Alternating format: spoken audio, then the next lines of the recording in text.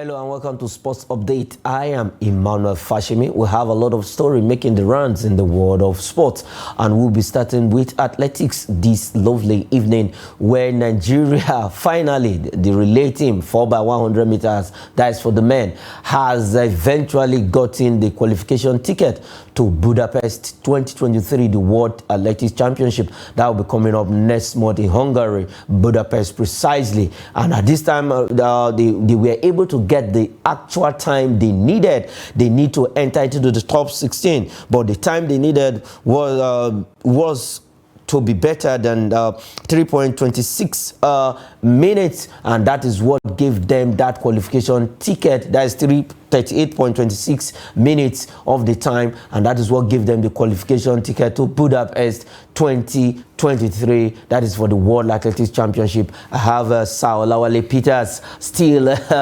joining us this evening on the program. Our Nigerian 4x100 relay men team, after 1, 2, 3, 4, the fourth time they were able to get that ticket. So, good evening, Emmanuel, and it's my pleasure to be back again to the studio. So, I think it's not that bad.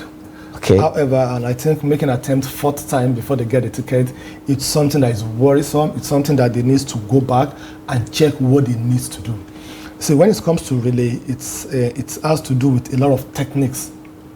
A lot of techniques in the sense that you have to be sure of who is starting the race and who is ending the race. Okay. That is what is. I was even going to come to that. Okay, so who is starting the race and who is ending the race should be your best runners, because they pick it from a very good angle from the word let go.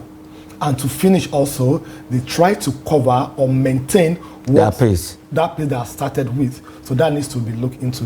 Then number two, you need to look at the exchange of betting also. How do you do it? How strategic are you? Do you wait for others to exchange theirs before you go? Because this is something I specialized in when I was in secondary school. I can see that. So you need to know what you need to do. Are you going to meet the runner to collect the betting from him and pick it up from there? Or you are going to wait for him to come and meet you? And is he going to reduce his speed before coming to you so that you will not jam? We've seen that happen. Yeah, a lot. So a lot of techniques needs to come in also. That they need to see how to maneuver irrespective of the lanes that they were in. Because some people, they have advantage.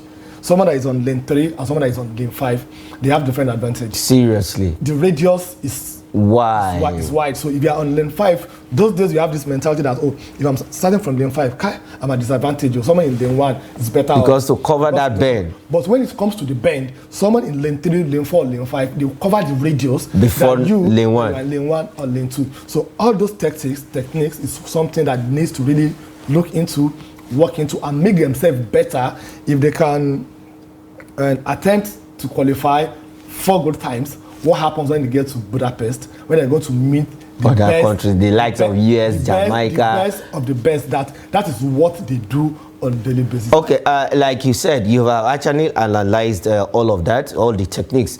Now, the time we were supposed to be using to master all of these techniques, that is the time we were using to push for the qualification. Because, like you mentioned, a lot need to be put in place when it comes to relay. You know, most persons just see people running relay on the screen. They don't know, everybody in quote, football.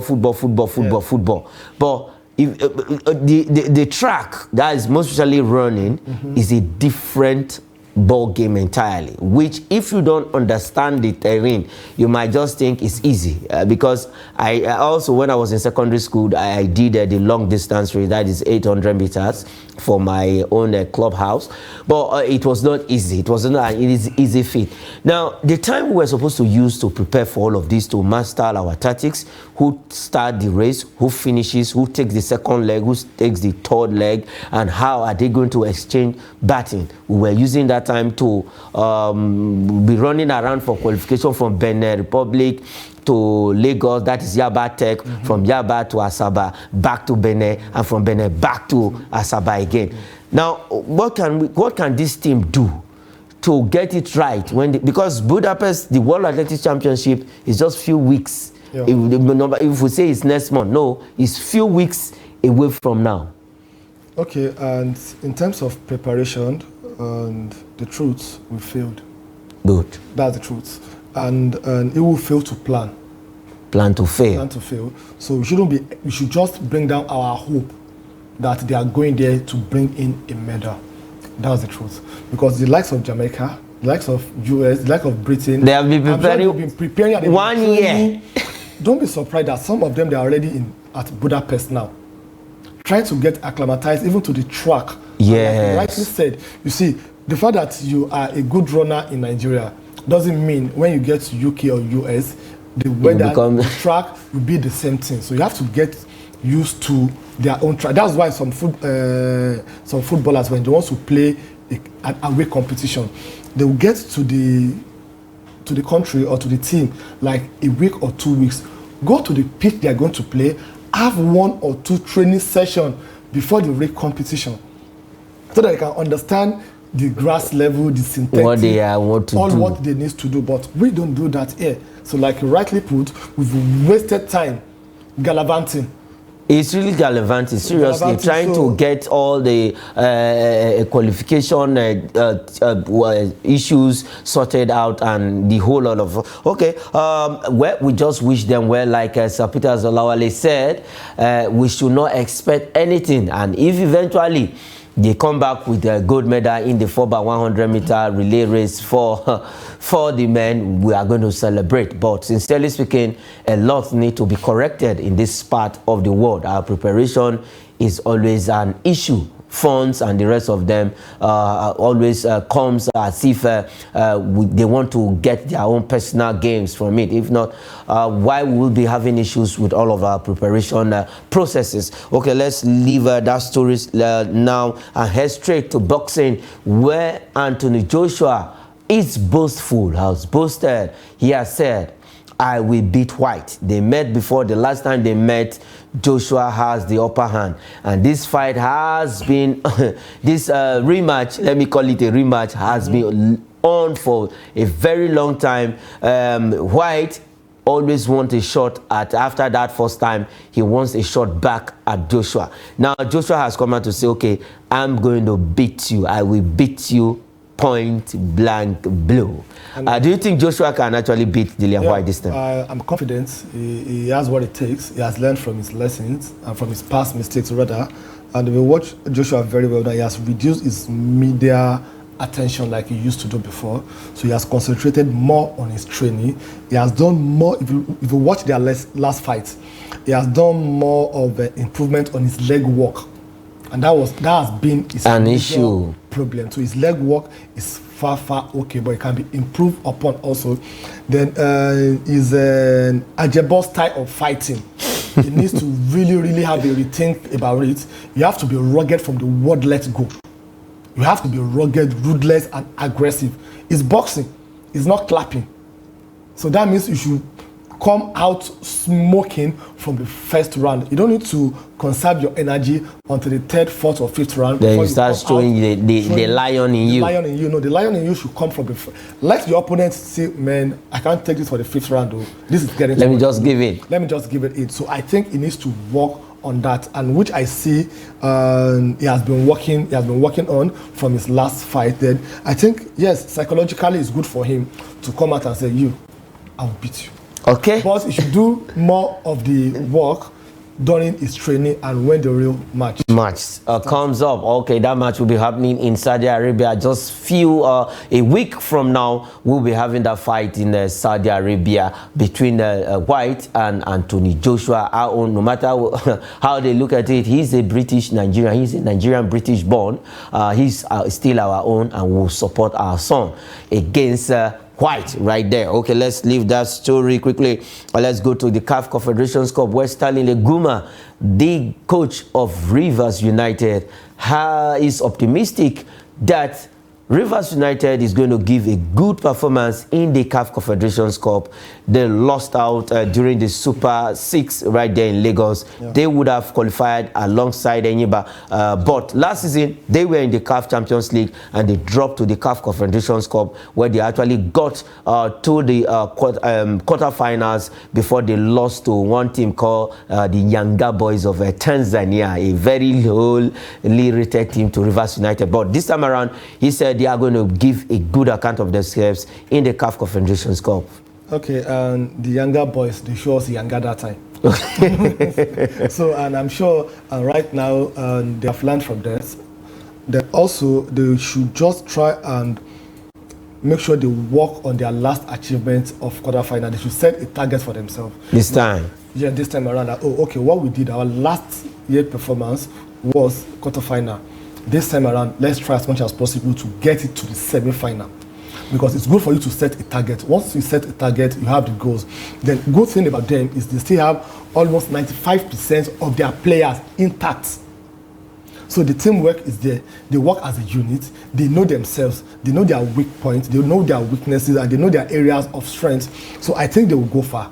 I think they will make Nigeria proud. The last time a Nigerian team won any they even got to the final. It was this particular CAF Confederations Cup, so, Sharks of Port Harcourt. This same, but then they were not called Rivers United. That was before the merger of both Sharks and Dolphin. And Dolphin together. So I think what they really need now is to concentrate.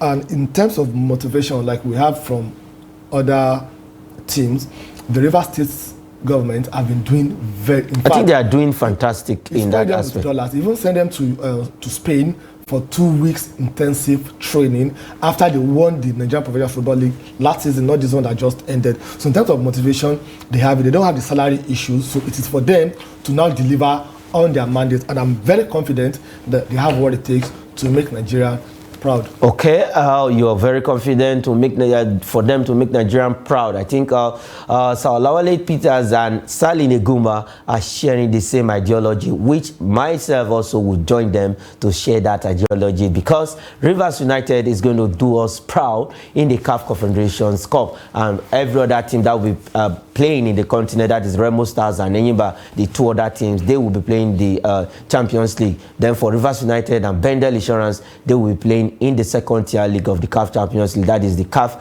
Confederations Cup as it is called. Let's leave that story quickly and talk about this one. It concerns a transfer where Bayern Munich is actually keen on two Davids, David Raya and David De Gea. Both of them are of Spanish nationalities, and Bayern Munich is actually looking at the two David, and I don't know the Goliaths. Okay, every other team in Bundesliga are Goliaths, and they want David to come, the two David to come and actually help them. If they can't get one David, they will get the other David. Okay, I think it's they have the chance of signing David De Gea than David Raya. Okay. To me, and currently now he has left Manchester United, and they have their own goalkeeper, and so it's in the market. And someone that have applied his trade majorly in Premier League, he has won almost everything that he needs to win. Going to Bundesliga will not be a bad idea for him. So I think them getting the two goalkeepers, the first question is, both of them are number one goalkeeper, world-class goalkeeper. Who's going to bench who? Who's going to be the first goalkeeper? And as David De Gea is, he can't go to a club that will be sitting on the bench. No. He has not gotten to that. It's not as bad as that. If you can have the likes of Arisa Balaga still manning a goalpost, so David De Gea cannot do that. Then the other David Raya also is still at his prime, and he's doing very well also. So he can't go to a club where he knows that his chances of being the first choice goalkeeper is very slim, and he will go there. I know what they are doing is they are trying their luck. If I can't get De Gea, I'll get David Raya, but they should have their own priority of what they should go for. If I'm to advise them free of charge, they should go for David Raya.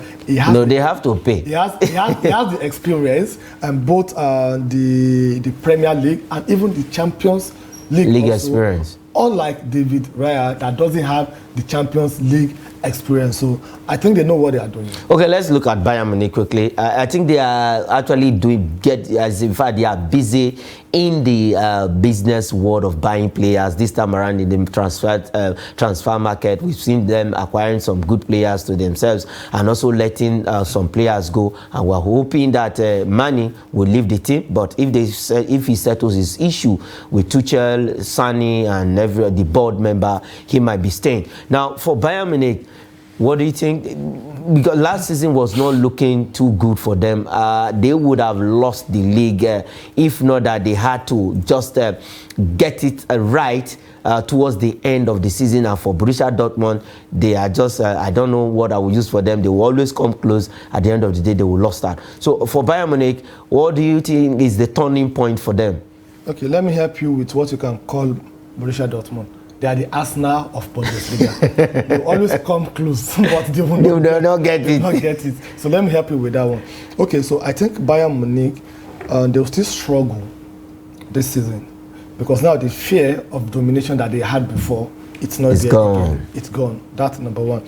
Then number two, if you're talking about the Champions League, that is where their presence is really needed. There is nothing they want to prove to anybody in German Bundesliga anymore. Nothing they want to prove to anybody again. What they need to prove is to prove to Europe and to prove to the world that they can rule Europe. And that, with the current squad they have, even with the new signing that comes in, take it or leave it, I don't think they are in competition this season.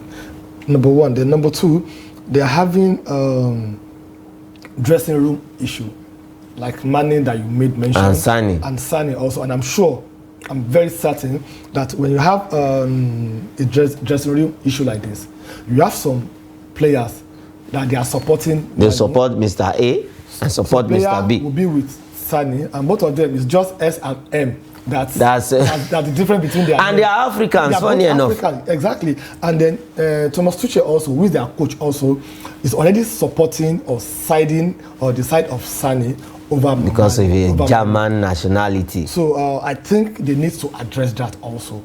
They need to come out with a united front to start with, both at their domestic league and at Champions League. But to me, I think their Champions League performance should be the basis to appraise how good they are, not what they are going to do at the domestic league. Okay, Champions League should be their benchmark for the incoming season, because if they don't get to the final, then I would say all the signings that they make this time around, they actually give them the goods or the best of what they want. And let's quickly take this one before we go on the show. This concerns another African, just our neighbors. His name is Mohamed Kudus. Now he said he would prefer to go to Arsenal than Chelsea. Why is the lion in Chelsea and then the gun? Look at the way they are facing each other. So this man's okay, let me go to where they have the guns, but at sometimes the bullets are empty. Okay, I'm sure Adeni will be very happy to hear you saying this, that it's preferred to go to where there is bullet than where there is lion. Okay, I think the reason why he would prefer going to Arsenal over Chelsea is because of the Champions League. Okay. Arsenal, they are going to play in the Champions League, and Chelsea, they're not playing in the Champions League. And the possibility of Chelsea making the top four next season is also very slim. Okay, then if you look at Arsenal performance last season, the season that just ended, they have what it takes to even compete favorably for the Premier League this coming season. If you look at them now, they've already expanded their team. So, and they want to expand further by having Mohamed Kudus, who is a right winger. And for them to have a right winger, that means they are trying to look for a player that will complement Saka. Bukayo Saka is the only player that plays almost all the position up front. So he has been there from beginning to the end. So what they need now is to find a balance in their team, and that's the reason why they lost the league. Arsenal, they don't have a bench. They don't have a replacement for Bukayo Saka. They don't have a replacement for Gabriel Jesus. They don't have a replacement for Partey. They don't have a replacement for... Only Saliba that even went on injury. Saliba, immediately went for that injury. Look at their defense. Collapsed. So what they need to do is to beef up their defense, their midfield, their wingers, and the attack also. So Mohamed Kudus going to Arsenal will be a fantastic plus to them. However, are they ready to pay 40 million pounds that Ajax is asking for, knowing fully, I don't even know where they got the 103 million they paid Declan Rice. So now that is still a surprise to me. It's a surprise to a lot of because people. Arsenal. So I was saying Arsenal. I asked myself a question. Arsenal could cough out one, not even 100 with a figure at the top. No. I think they tried. But let's look at Chelsea quickly. Come next season, I'm of the opinion, if I will say this, I've said it on this show, that I'm of the opinion that Chelsea is going to perform and do well come next season. Why did I say that? If you look at the players they have now, there are no too, as in, if you look at their age, there are players that are within the ranges of 19 to 20. The oldest player in Chelsea is not even up to 30 as it stands. So I'm of the opinion that Chelsea is going to do well come next season because of the young and youthful players they have. Yes, they will do well, but I don't see them qualifying for the Champions League next season. Now, I will tell you the reason why I don't see them qualifying for the Champions League next season. The competition in Premier League next season is not about top 4 again. There's no top 4 in Premier League again. It's now top 8. It's now top 8. And from that top 8, they're going to get best top 4. And from the best top 4, I'll be sincere with you, I have top 3. I'm very sure that they're going to make it. I don't know the arrangement who is going to win the league, but I know Manchester City. 1. They're going to take it. Liverpool. 2. They're going to take it. Then Arsenal. 3. So is no. Then the fourth one. The first one will now be between Newcastle, Tottenham, Manchester United. Call Chelsea. Chelsea. No, I'm going to call Chelsea, making 7. And there's always a surprise team. Brighton. At every season. It may be Brighton, it may be Sheffield United, it may be Aston Villa, it may be anything. There will be another surprise team. Just like we have Brighton. This last season also. So if you look at that, and these top 3 teams I mentioned, that's Man City, Liverpool. Look at their first 11, and look at their bench also. Complete. Look at Manchester City, over complete.